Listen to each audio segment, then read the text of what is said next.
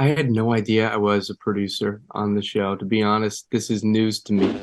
We had a big break in between the two seasons. Yeah. I've got that on camera and I've got that forever. Our lives have changed so much. It's been 3 years. Wouldn't you take this role? We all have lunch together in our trailers and all that sort of thing. We don't disappear from each other's lives, so A real reunion.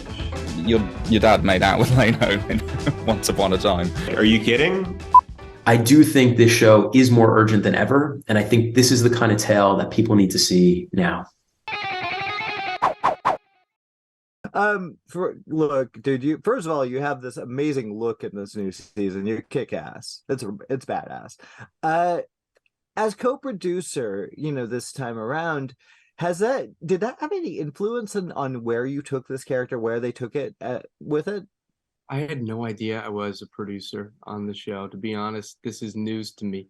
I mean, somebody mentioned this before in an interview, and I don't even know what that means. I think it's kind of a glorified nothing credit.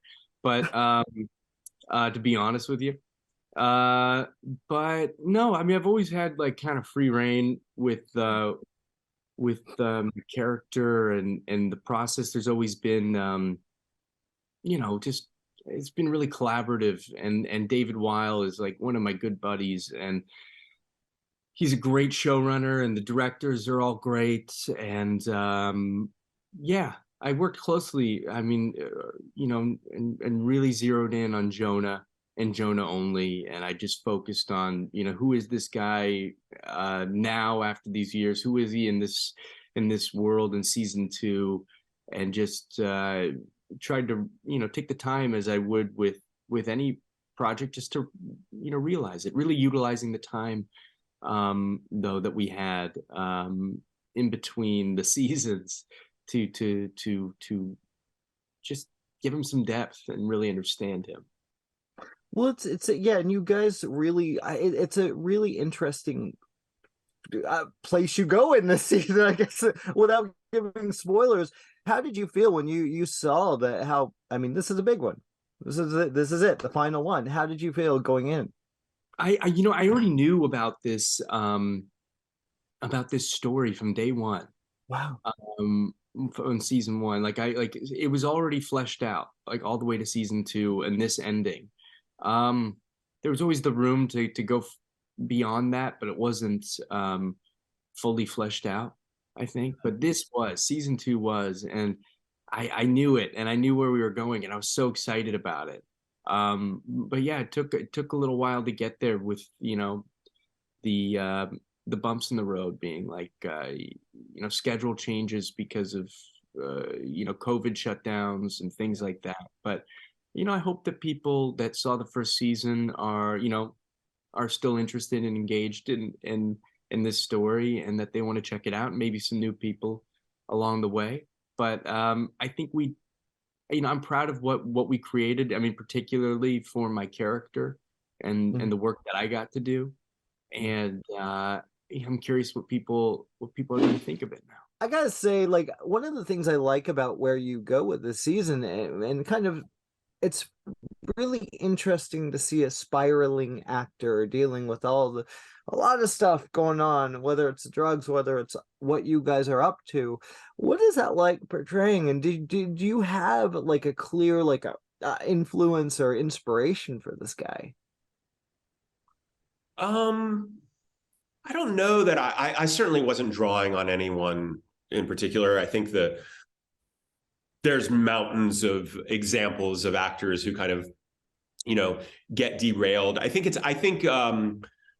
have my own experience at varying degrees of the strangeness and vertigo inducing kind of quality of visibility that people know you don't know them, they have opinions about you've never met them, they're talking about your work, they're loving your work, they're not liking your work. I mean, it's very it's just destabilizing if you have a tendency towards addictions. That can get even worse. It can worsen it. It looks like that's the thing you're using to medicate that strange feeling, and then it just turns into its own monster that devours you. So I felt really honored. Like, I I've battled my own demons. I have a lot of friends who have battled addiction. It feels like it's an honorable thing to play an addict who's struggling because it's so so common. I would agree.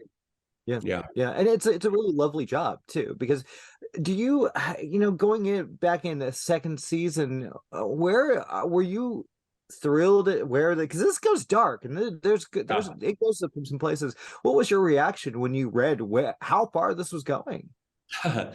Well, as an actor, you're dying for the writer to for you to go along and just for them to throw the ball at you. And David is such a brave writer, and he's got such an absurd sense of humor, but also this grounded sensibility. He always brings you back, as far out as he goes, he brings you back to the fundamentally serious nature of both the hunt that they're on and the show itself. So, I love things that have a mix of comedy and drama and tragedy and triumph. Like I like shows that have it all, or movies that have it all. And I think this show just has it all. And I certainly, you might get nervous as an actor and say, oh, how am I going to do that? Or that's going to be a challenge. But ultimately, if you're in the game and you've been doing it, I've been doing it for a while now, you relish those moments. You say, yeah, we're gonna have you on an addiction spiral, and you're gonna be heartbroken, and you're also gonna hunt Nazis, and you're also gonna still be a movie star. That stuff, you're like, okay, let's do it. I mean, yeah, it's kind of a dream role, isn't it? Seriously, it really is. It really is. It's like people ask, why'd you take this role? And I'm like, are you kidding? Like, like, wouldn't you take this role? When we last spoke for season 1, you had mentioned you were influenced a little bit by Ted Bundy. Yes. I want to know, how has he evolved for you? You're welcome. Well, it's been a few years, obviously, in between the first and second season, and lots happened off screen. I've been in prison. I've been working on breaking out, and Travis, spoiler alert, is successful in that, obviously. And throughout the season, we see him trying to set himself up for the future of the movement. He's always working on something behind the scenes, whether the audience knows about it or not. And he's really trying to set himself up as an up-and-coming leader as part of the new Reich. So that's his arc throughout the season. He does some pretty interesting things to get to that point. That's all I'll say. Yeah, he does. I'm going to say, like, one of the things that's really, I think I'm actually jealous of you, is that these moments with Lena Olin. Oh, I was waiting for someone to bring that up. My moments with Lena, our relationship really develops this season, and it really does. And we have some really cool scenes together. And when I found out I'd be having some of these romantic scenes with Lena Olin, the one and only, I told one of my British actor friends who worked on season 1, Jono, he played one of the Nazis that I killed in the car in episode 8 specifically, Jono Davies. I told him that I was having this romantic scene with Lena, and he had the same reaction as you. He was very jealous. It's an honor. What is she like? What is that? What was that experience like, and how did you guys work together?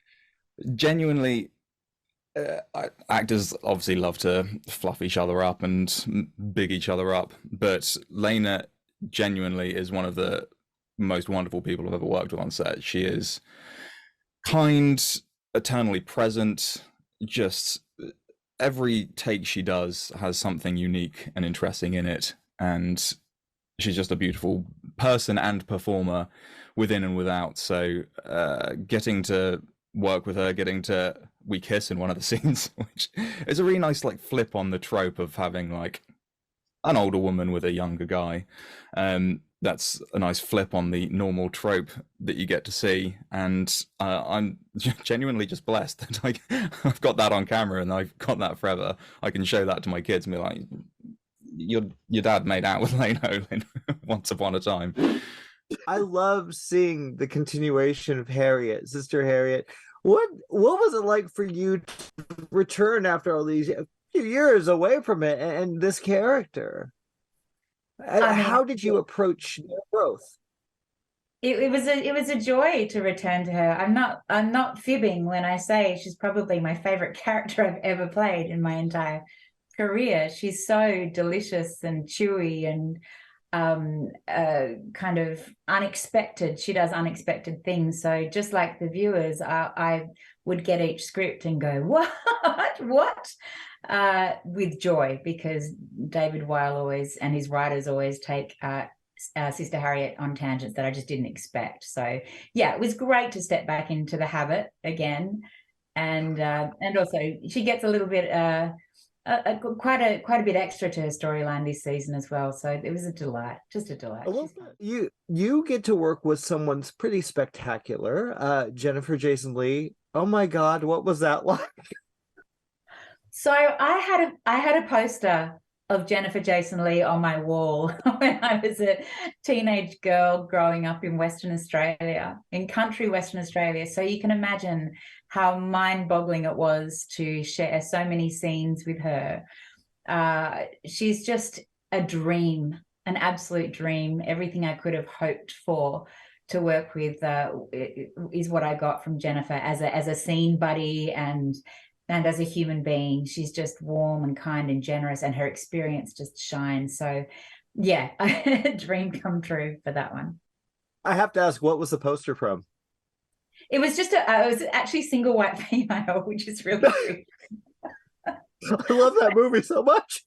But it was a cool hairstyle, and it was I just loved, yeah, it was just a general, there was another one, it was a single white female, but there was also just a general sort of, teenage magazine poster of her looking gorgeous. And she just has emulated, I think, what it is to be an artist since I was first sort of inspired by her all those years ago. So yeah, sometimes it was that moment, just like I had with Al in season 1, where I'd sort of be in scene, but also fangirling behind my eyes. Sort of. Yeah, I think the cast let the teenage dream live. Yeah, this is an amazing cast. Like, and that's not step aside from Al and Jennifer. You guys are amazing. This is what did you guys find that? I mean, it just seems effortless for all of you. I think it's just we really the wonderful thing about David Weil is if you have any suggestions for him in terms of your character, your dialogue, your relationship with someone else, he's so open to it. And never says no. He's always like, let's give it a go. Let's see how it works out. And I think the fact that we're allowed to season our characters with our own experience and our own authenticity creates really, really beautiful, humane characters that just work well together. We jigsaw together really well, and off screen we get on so well too. We're a very close bunch. We all have lunch together in our trailers and all that sort of thing. We don't disappear from each other's lives. So that helps too, I think. First of all, this season's rocking it. This is good stuff. You guys have a lot of, I love where these characters have gone since we saw them in season 1.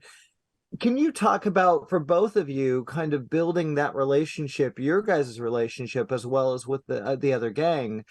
Tiffany, let's start with you. What has this season been like for you?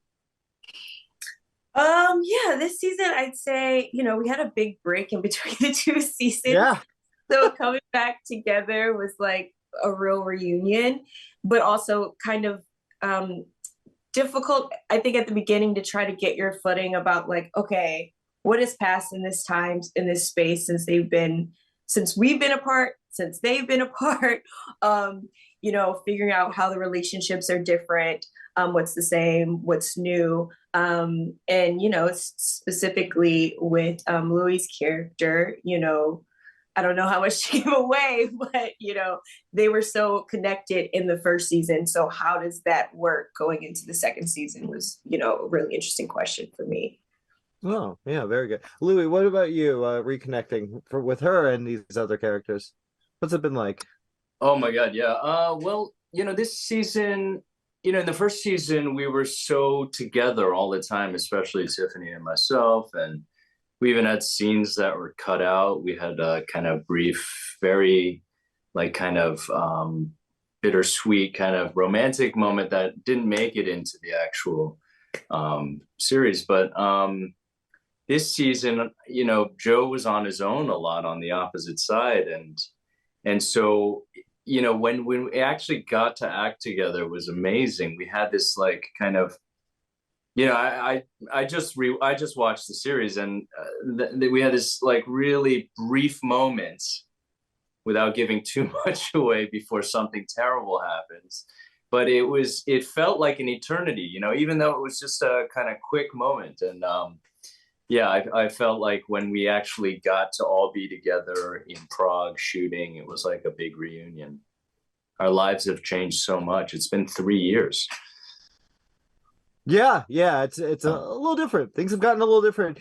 It also feels like this show's even weirdly more relevant. You know, I don't know if you guys got that feeling. Did anything from to what's going on in the news and the world today? Do you think that it influenced the show at all, at least from your guys' perspective? Tiffany, let's start with you. Yeah, you know, I don't know. I'm not in David's head. I know that weirdly enough, what's happening in the news right now at this moment is especially, you know, relevant to what's, you know, the subject matter. And I guess it's kind of perfect timing, you know, for something like this to be released. I don't know, you know, how much of that went into David's mind, but I know, you know, this is a like a love letter to his grandmother. So his grandmother, who was a Holocaust survivor, and this is a love letter from him to, you know, to all the survivors. So I think that's always in the forefront of his mind. And it just so happens that we're coming out right now in a certain time where I think people need to watch this show because there's a lot of hate going around right now, a lot of anti-Semitism. And so I think it's just, you know, a great time for the show to come out. I've been great. It's so good to see you. Yeah, same, dude. I gotta tell you, this season, it's you're killing it. You're killing. This is powerful stuff, man. Thank you so much. Is it difficult to basically take a part of reality, a very scary truth in history, and recreate it like this in a more fictionalized way? It's terrifying, honestly. You know, it is terrifying, and yet, you know, I think incredibly important. I think, you know, to offer, especially this season, as you've watched, a sense of wish fulfillment and catharsis, right? Though it's fictionalized, though it's an alternate history tale. For me, growing up as a kid, one of the great sources of anger was this notion that Adolf Hitler got away with his crimes. He was never brought to justice. He chose his own end. And so this show tries to revise that history, right? Tries to offer, though fictionalized, you know, a sense of that catharsis this season. Do you think we need that nowadays as a society? 100%. And what's so amazing is, like, when I first wrote this show, season 1, back in 2014, 2015, I always felt the urgency of this, right? Like, anti-Semitism is something that Jews face around the world since the dawn of time, or since Jews were ever, you know, existed. And I feel like, unfortunately, culture and public consciousness has caught up with identifying and understanding just what a scourge and illness and virus this is, you know, in our world today, anti-Semitism. And so I do think this show is more urgent than ever. And I think this is the kind of tale that people need to see now. Has it, I mean, you know, it's been a while since the first season. Was it difficult to kind of get back into the swing of things and get everyone together? How did this happen finally? Totally. I mean, totally. You know, the funny thing is I was writing episodes for season 2 before season 1 even premiered. So, you know, we were so quick out of the gate into season 2. We had the writer's room open. We had actors so excited to come back, you know, had conversations, of course, with Al Pacino, who really wanted to come back. And we concocted together this incredible way to do that this season. You know, and then COVID hit, right? So then we had this very prolonged period of reflection on the scripts and experimentation with the scripts. And so I'm just so proud of where we ended up, and having that time was a luxury that you don't often get in TV. No, it's not. And I mean, is this the end for you? Can you I feel like there's so much more you can do and more movies you could make. I mean, do you see that? Well, it's a great question. I mean, look, I think this is the end of this part of the story, right? For sure. And this felt like, and I'm sure as you've watched, this felt like a really great conclusion. I think to prolong this particular part of the Hunter's universe, Hunter story, I just felt like we'd be prolonging and kind of writing past a very, I think, rich and earned conclusion. But look, I mean, there's so many incredible characters within this universe. I'd love to do a movie, a spin-off, future seasons maybe set in the future or the past. I just, my heart is obviously with Hunters always. And so, yeah, so stay tuned potentially.